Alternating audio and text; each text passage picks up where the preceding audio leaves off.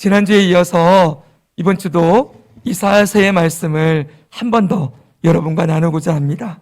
먼저 앞에 보시면 구약성경 39권의 목록이 나오는데 여기에 선지서가 총 몇 권이 있다고 했지요?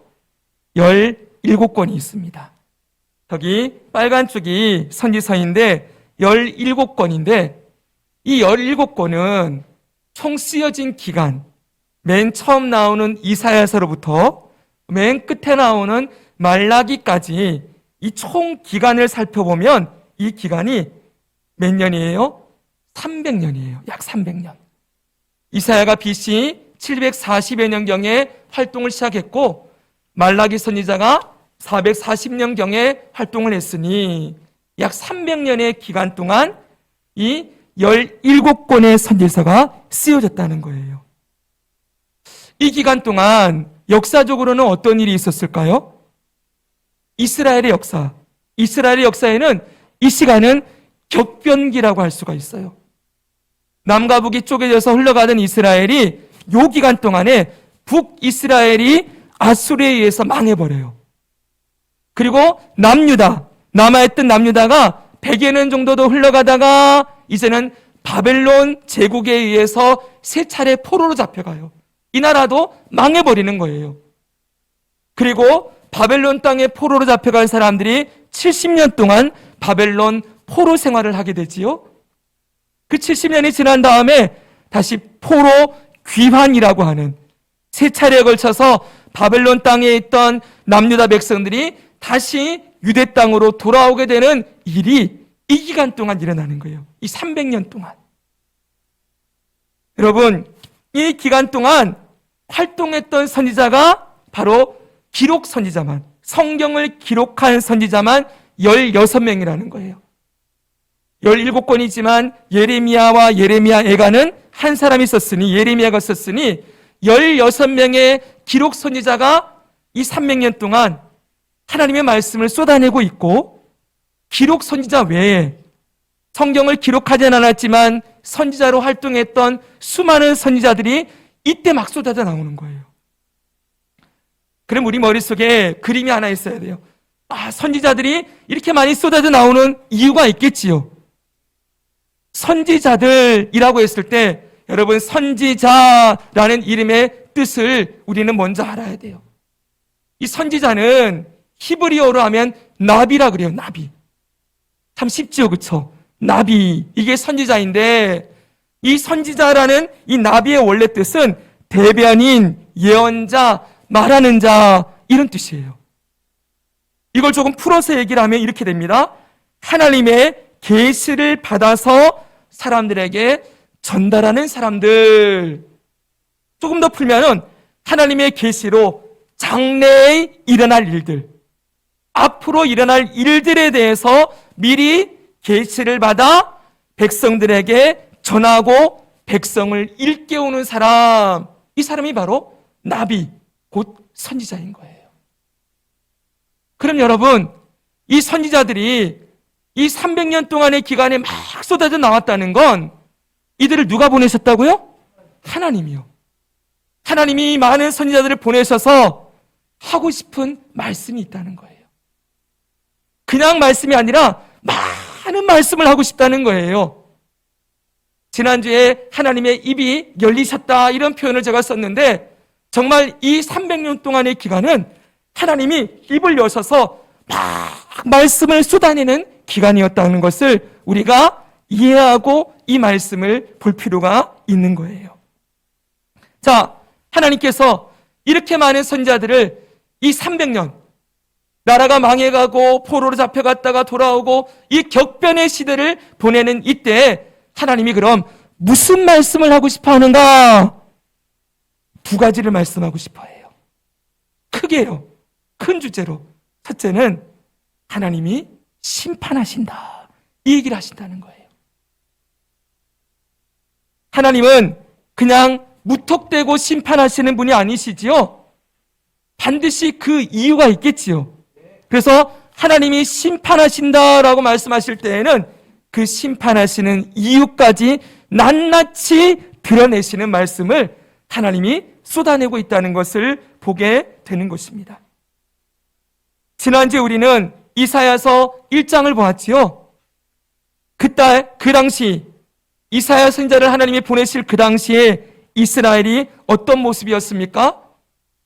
하나님을 만홀히 여기고 무시하는 시대였어요.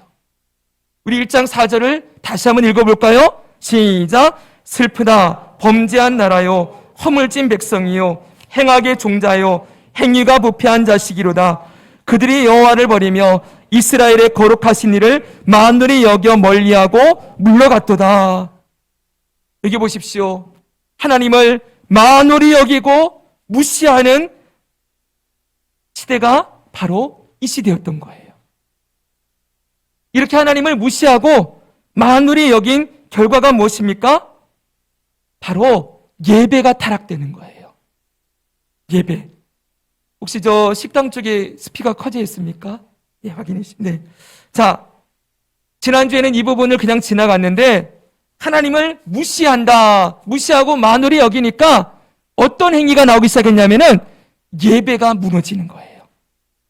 그래서 1장 11절 12절에 하나님이 이렇게 말씀하시는 것을 볼 수 있어요.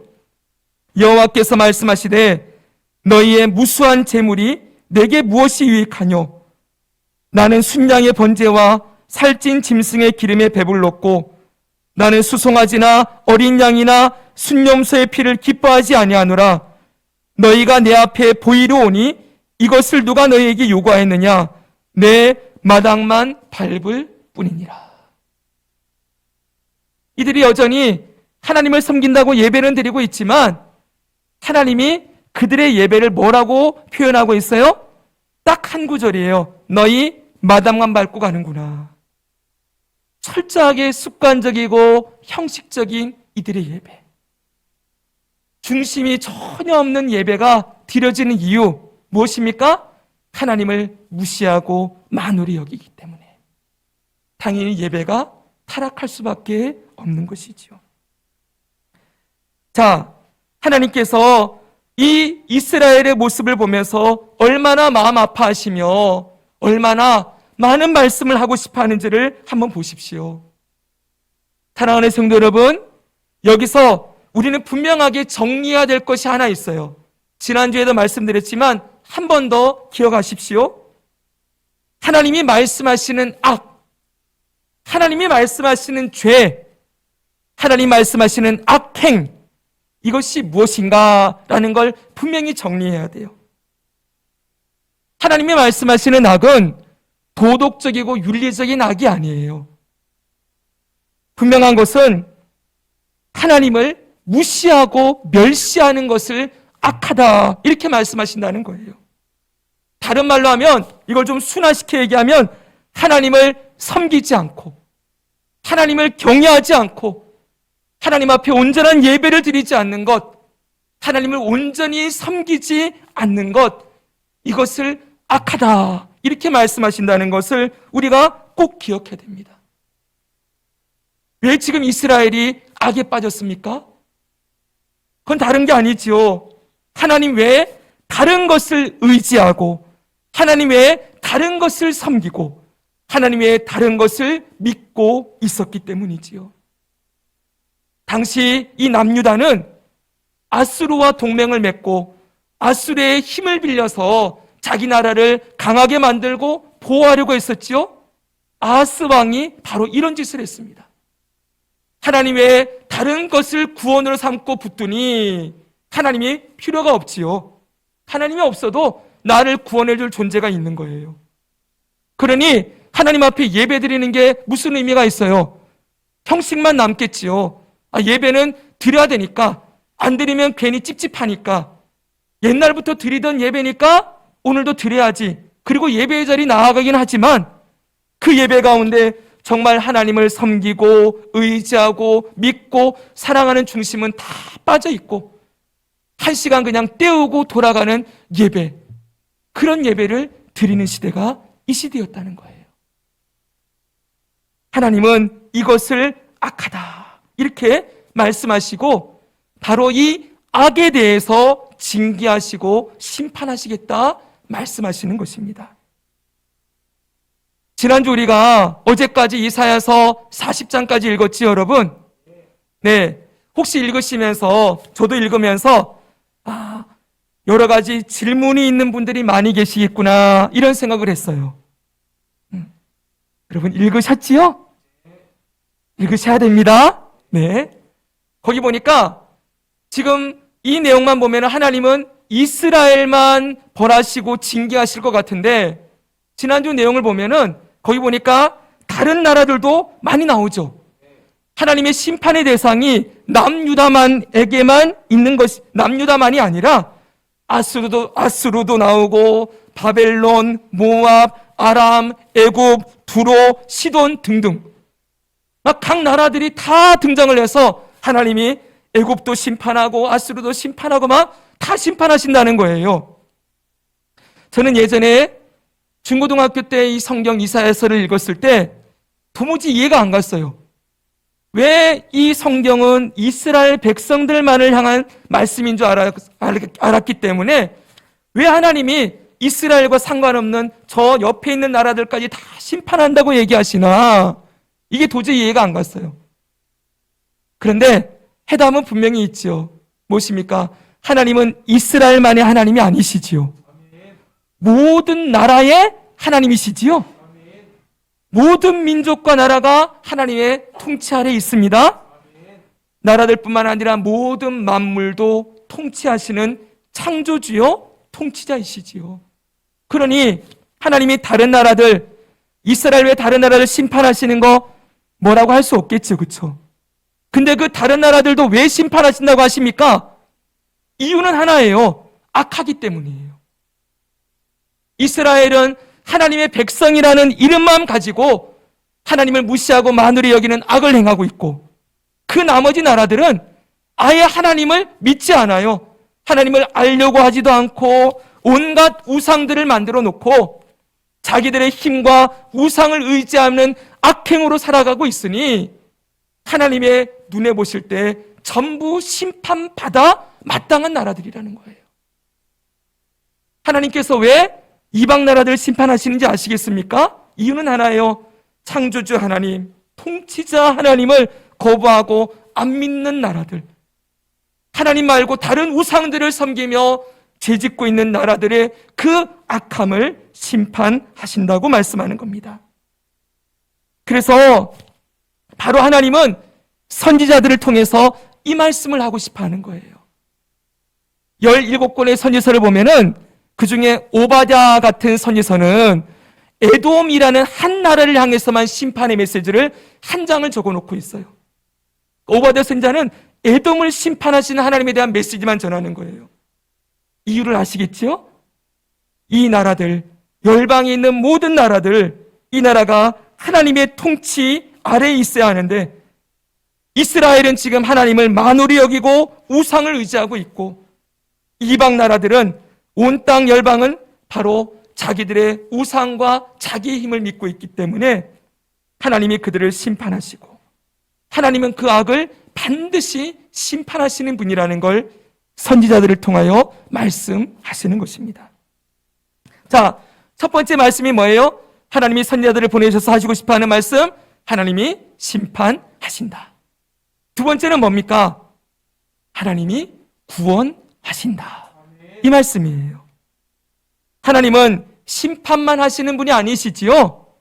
하나님은 구원하시는 분이세요. 지난주 1장, 이사야 1장 18절을 우리가 못 나눴는데 지난주에 범죄, 징계, 회개까지 왔어요. 네 번째가 뭐냐면 하나님의 회복과 구원이에요. 하나님의 회복과 구원의 말씀을 18절에 이렇게 적어놨어요. 1장 18절 같이 읽겠습니다. 시작. 여호와께서 말씀하시되 너희의 죄가 주홍 같을지라도 눈과 같이 희어질 것이요 진홍같이 붉을지라도 양털같이 희게 되리라. 아멘. 하나님이 말씀하십니다. 너희 죄가 주홍같이 붉을지라도 진홍같이 붉을지라도 눈과 같이 양털같이 희게 하겠다. 하나님의 회복은 항상 뭐와 관계가 있어요? 죄를 해결해 주시는 거예요. 그들의 악을 제하시는 것이지요. 근데 그 악이 자기들 스스로 이 악을 해결할 수 있어요, 없어요? 없어요. 회개하고 돌이킨다 해도, 내가 잘못했습니다 해도 용서는 하나님이 해주시는 거죠, 그렇죠? 결국 하나님이 이들을 구원하고 회복하실 수 있는 유일한 분이신 거예요. 그래서 하나님 말씀합니다. 너희가 내게 돌아와 회개할 때 너희 죄가 주홍같이 붉을지라도, 진홍같이 붉어도 흰 눈같이 양털같이 내가 너희들 깨끗하게 할 거야. 내가 너희들 회복시켜 줄 거야. 이 회복의 메시지가 이사야 전체에, 선지서 전체에 흐르고 있어요. 우리가 앞에서 우리 주일학교 설계에서 하나님의 선하심을 가르쳤지요. 다시 한번 이 말씀 보시겠어요? 시편 103편 8절에서 10절이에요. 여호와는 긍휼이 많으시고 은혜로우시며 노하기를 더디하시고 인자하심이 풍부하시도다. 자주 경책하지 아니하시며 노를 영원히 품지 아니하시리로다. 우리의 죄를 따라 우리를 처벌하시는 아니하시며 우리의 죄악을 따라 우리에게 그대로 갚지는 아니하셨으니. 이 하나님의 선하심, 이것이 하나님의 구원과 회복이라는 거예요. 그러면 여러분, 하나님이 구원하시고 회복하시는 분이신데 이 구원을 어떻게 이루시는가? 구체적으로 구원의 방법이 뭔가 했더니 하나님 말씀하시는 게 뭐예요? 메시아를 보내겠다는 거예요. 결코 죄인된 인간이 자기의 힘으로는 이 죄와 악을 벗어날 수 없으니 하나님이 뭐 하시는 거예요? 하나님으로부터 메시아를 보내줘서 그 메시아를 통하여 죄인들, 악한 자들을 구원해 내시겠다. 이것을 보여주고 있는 거예요. 그래서 이사야서를 보면은 메시아에 대한 예언이 가득 차 있어요. 얼마나 많은지 몰라요. 구원을 베푸시는데 메시아를 보내서 베푸시겠다, 이 얘기를 계속 반복하고 있는 거예요. 이사야 7장 13절 14절, 우리 7장 1장에는 죄악에 대해서 얘기하면서 쫙 하는데 7장을 딱 들어가니까 갑자기 이 말씀이 툭 튀어나와요. 보십시오. 13절에 보니까 이사야가 이르되 다윗의 집이여 원하건대 들을지어다. 너희가 사람을 괴롭히고서 그것을 작은 일로 여겨 또 나의 하나님을 괴롭히려 하느냐. 이게 아하스 왕 때예요. 아하스가 하나님 버리고 우상 숭배하고 막 죄악을 거듭하고 있으니까 하나님이 괴롭다는 거예요. 근데 괴로워하는 하나님이 그냥 거기서 내가 괴로우니 너희 벌받아 그러시는 게 아니라 13절 다음에가 14절이에요. 14절이 뭐라고 말씀하고 있습니까? 그러므로. 하나님이 마음 아파하시고 괴로우신데 그러므로라는 접속사가 쓰여졌어요. 그럼 그 다음 뭐가 나와야 돼요? 죄 지은 놈들 벌받아라. 그래야 될 거 아니에요. 근데 그게 아니라 하나님이 이렇게 말씀하신다는 거예요. 주께서 친히 징조를 너희에게 주실 것이라. 보라, 처녀가 잉태하여 아들을 낳을 것이요 그의 이름을 임마누엘이라 하리라. 아멘. 할렐루야지요. 죄는 반드시 심판받아야 되는데 하나님을 괴롭게 한 그들을 향하여 하나님이 징조를 보여주시겠대요. 처녀가 잉태하여 아들을 낳는데 그 아들의 이름이 임마누엘, 하나님이 우리와 함께 하신다라는 이름을 가진 아들을 내가 너에게 보내줄게. 이 이름을 가지신 분이 누구십니까? 예수 그리스도. 예수님을 보내시겠다는 얘기를 700년 전에, 예수님 탄생하기 700년 전에 활동했던 이사야 선지자를 통하여 미리 알려주시고 계시는 거예요. 성경이 기가 막힌 책 아닙니까, 여러분? 700년 전에 이미 임마누엘이라는 이름을 딱 밝혀서 말씀해 놓았어요. 그리고 그 아들 예수가 오셨을 때 그 예수님의 다른 이름이 바로 임마누엘이시죠. 여러분, 이사야서 9장 6절은 이렇게도 말씀하고 있습니다. 같이 한번 읽겠습니다. 이사야 9장 6절 시작. 이는 한 아기가 우리에게 낳고 한 아들을 우리에게 주신 바 되었는데 그의 어깨에는 정사를 메었고 그의 이름은 기묘자라 모사라 전능하신 하나님이라 영존하시는 아버지라 평강의 왕이라 할 것임이라. 아멘. 한 아들을 주시겠다. 그분이 누구예요? 하나님의 아들 예수 그리스도. 그리고 53장은 이사야 53장은 정말 유명한 말씀이지요. 예수님의 십자가 고난을 미리 말씀해 주셨어요. 이렇게 말씀하십니다. 그가 찔림은 우리의 허물 때문이요 그가 상함은 우리의 죄악 때문이라. 그가 징계를 받음으로 우리는 평화를 누리고 그가 채찍에 맞음으로 우리는 나음을 받았도다. 그 다음 같이 했습니다. 우리는 시작. 우리는 다 양 같아서 그를 행하여 각기 제 길로 갔거늘 여호와께서는 우리 모두의 죄악을 그에게 담당시키셨도다. 아멘. 할렐루야. 아멘. 우리 모두의 죄악을 담당할 분을 하나님이 보내시겠다는 거예요. 그가 찔리고 못 박히고 찢기고 징계를 받고 채찍을 맞음으로 죄를 행하고 악을 행하고 하나님을 떠난 만홀히 여긴 죄인들을 구원하는 일을 하나님이 하실 것이다. 이사야를 통하여 하나님의 구원의 메시지를 이렇게 보여주고 있어요. 그래서 여러분, 이사야서를 구약의 복음서라고 불러요. 저는 지금 세 구절만 얘기했지만 여러분 성경을 읽어보면서 예수님에 대한 얘기네, 이사야서에 이것도 예수님 얘기 같네, 한번 동그라미 쳐보세요. 이사야서에 얼마나 예수 그리스도에 대한 그 내용이 풍부한지. 예수님이 나온다는 건 뭘 얘기하고 싶다는 거예요? 구원하시겠다는 거예요. 더 놀라운 건 여러분, 이제 이번 주에 보게 될 겁니다. 이 이사야서에 예수님의 재림 이후에 이루어질 새하늘과 새 땅. 우리 예전에 부활에 대한 말씀 드릴 때 최종 구원의 완성이 새하늘과 새 땅이 이루어지는 거라고 말씀드렸죠? 새하늘과 새 땅에 대한 말씀도 나온다는 거 알고 계십니까? 이사야서는 66장까지 있어요. 65장에 이렇게 말씀합니다. 65장 17절 같이 읽습니다. 시작. 보라, 내가 새하늘과 새 땅을 창조하나니 기억되거나 마음에 생각나지 아니할 것이라. 66장 22절입니다. 내가 지을 새하늘과 새 땅이 내 앞에 항상 있는 것 같이 너희 자손과 너희 이름이 항상 있으리라.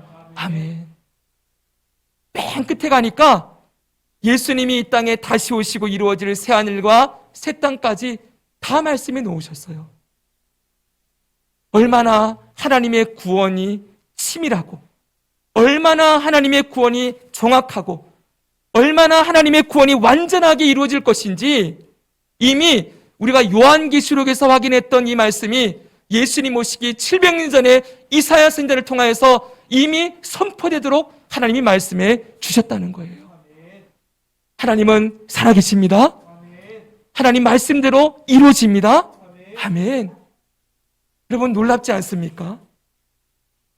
바로 이것이 선지서, 모든 선지서와 이사야서의 주제예요. 하나님은 심판하시나 구원하시는 분이신데 그 구원이 바로 메시아, 예수 그리스도를 통하여서 이루어질 것을 미리 다 말씀해 주시는 것입니다. 자, 지금까지 이사야서와 선지서 전체의 주제를 한번 크게 살펴보았어요. 여기서 우리가 이사야서를 읽으면서 꼭 기억해야 될 한 가지를 정리하고자 합니다. 그것은 바로 하나님이 가장 싫어하시는 것, 하나님이 가장 미워하시는 것, 이것에 대해서 우리가 꼭 이사야서를 보면서 마음에 새겨야 돼요. 하나님이 미워하시고 싫어하시는 게 뭡니까? 하나지요. 하나님 외에 다른 것을 구원으로 삼는 것을 제일 싫어하신다는 거예요. 한번 따라할까요? 하나님 외에 다른 것을 구원으로 삼는 것, 다른 것을 구원으로, 다른 걸 의지하고 믿고 따르고 섬기는 것 제일 싫어하신다는 거예요. 지난주에 보았듯이 이사야 선지자가 활동했던 그때는 4명의 왕이 활동했던 시기라고 했죠. 4명 중에 우시아로부터 시작했는데 특별히 이사야는 3번째 왕이었던 아하스, 4번째 왕이었던 히스기야 왕 때 본격적인 활동을 했어요. 3번째 왕이었던 아하스 왕은 어땠습니까? 앞에도 언급했듯이 아스루와 동맹을 맺고 아스루를 의지하고 섬겼었지요. 그러다가 망했어요. 그런데 네 번째 왕이 누굽니까? 따라합시다. 히스기야. 네, 이 네 번째 왕 히스기야는 어떠했을까요? 히스기야는 하나님만 믿고 하나님만 따르고 하나님만을 구원으로 삼았을까요? 언뜻 보면 그렇게 보여요. 근데 히스기야도 처음에는 그렇지 않았어요. 오늘 그 얘기를 여러분과 나누려고 그래요. 히스기야의 인생도 전반기, 후반기가 있어요. 따지면은 전반기는 하나님을 향한 열심이 있는 것 같았지만 하나님을 믿고 의지하지 않은 시대예요. 근데 한번 된통 깨지고, 좀 속된 말로 된통 깨지고 난 다음에 내가 의지하는 게 전부 헛된 것이었구나, 하나님밖에 없구나 라고 다시 회개하고 돌아와 하나님만 붙든 삶이 후반기의 삶이에요. 거기서도 좀 넘어짐이 있었지요. 오늘 그 얘기를 잠깐 나누려고 합니다. 보십시오. 우리가 알기로 히스기야 왕은 남유다의 역사 가운데서 가장 선한 왕 중에 한 사람이에요. 그는 25세, 25살에 왕위에 올라서 성전을 정화하고 종교 개혁을 일으켰던 인물이에요. 특히 히스기야가 했던 일 중에 가장 중요하고 엄청난 일은 산당을 제거한 거예요. 산당. 여러 번 말씀드렸죠? 이 산당, 이걸 남유다의 왕들이 끊임없이 없애지 못했는데 히스기야는 산당까지 제거한 정말 놀라운 사람이었어요. 열왕기하 18장을 보면은 3절과 5절에 이렇게 되어 있습니다. 우리 같이 한번 읽을까요? 히스기야가 시작. 히스기야가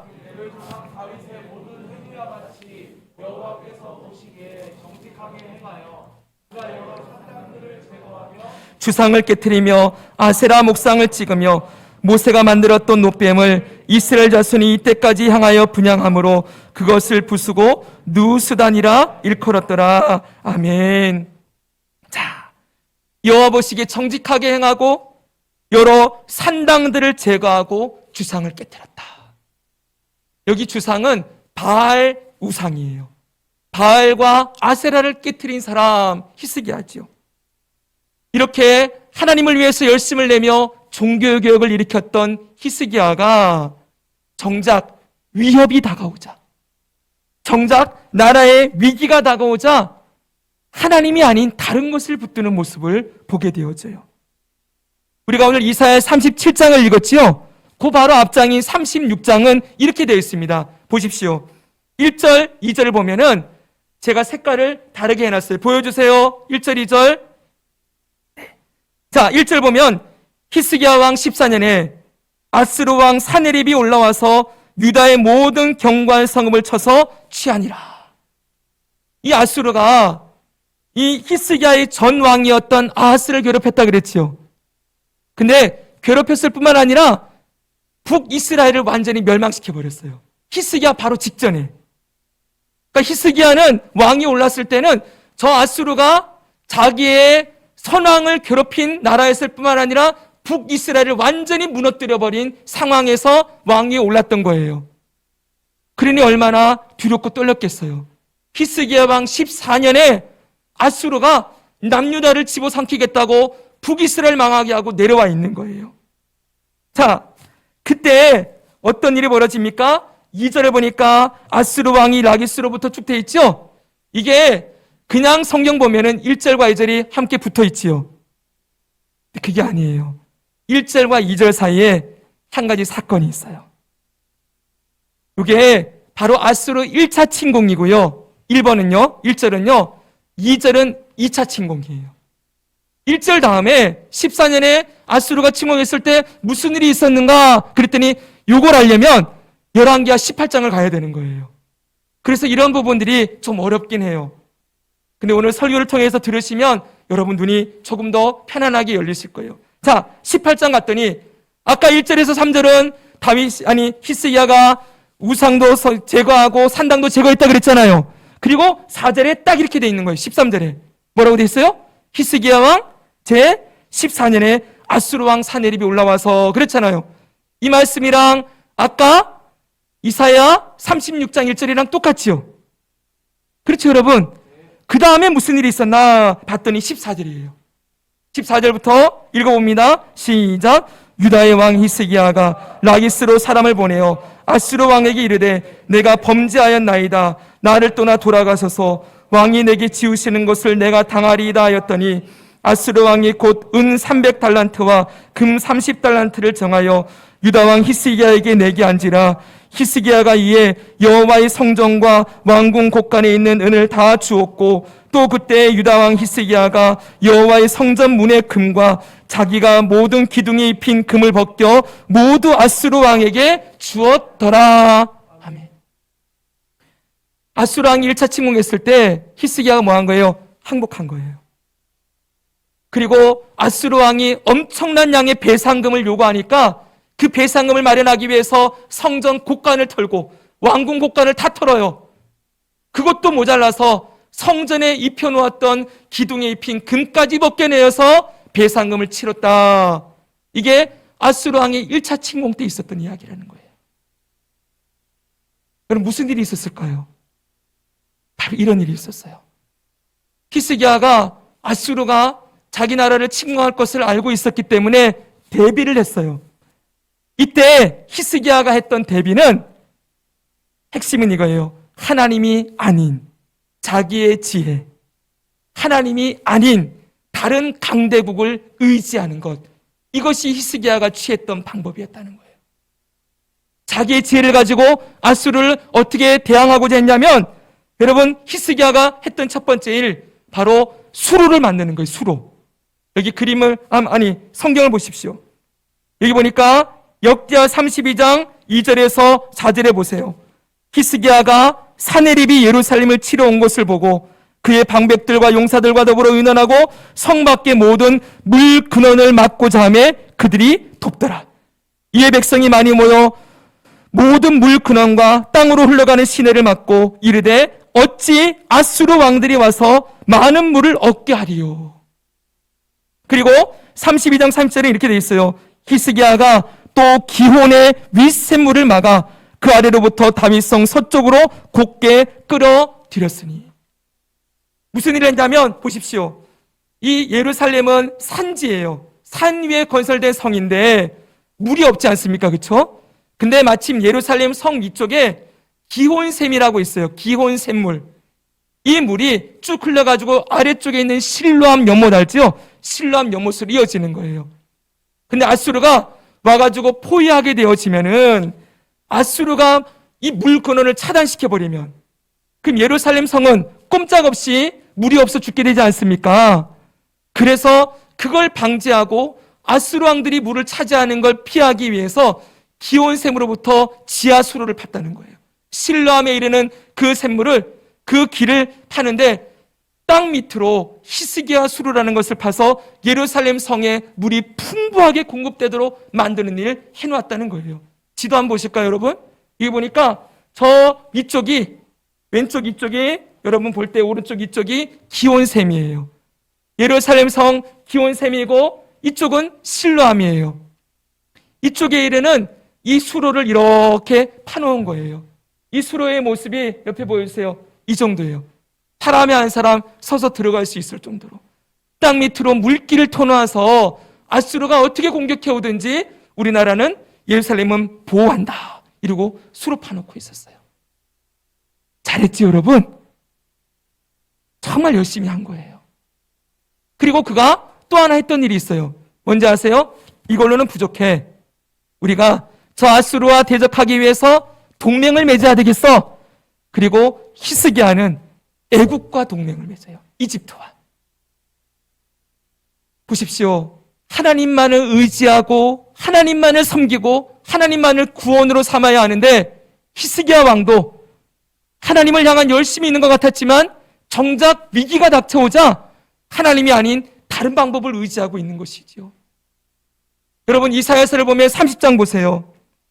여러분들이 읽었던 말씀이에요. 30장 1절에 보면 이런 말씀이 있어요. 여호와께서 이르시되 패역한 자식들은 화 있을진저 그들이 계교를 베푸나 나로 말미암지 아니하며 맹약을 맺으나 나의 영으로 말미암지 아니하고 죄에 죄를 더하는도다.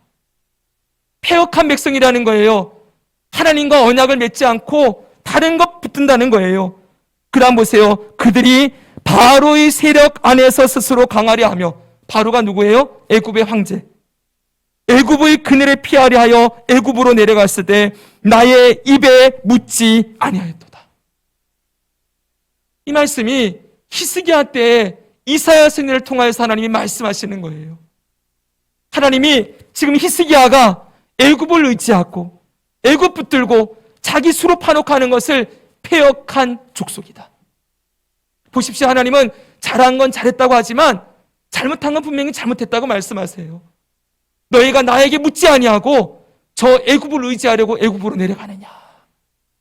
얼마나 강력하게 책망하고 있습니까?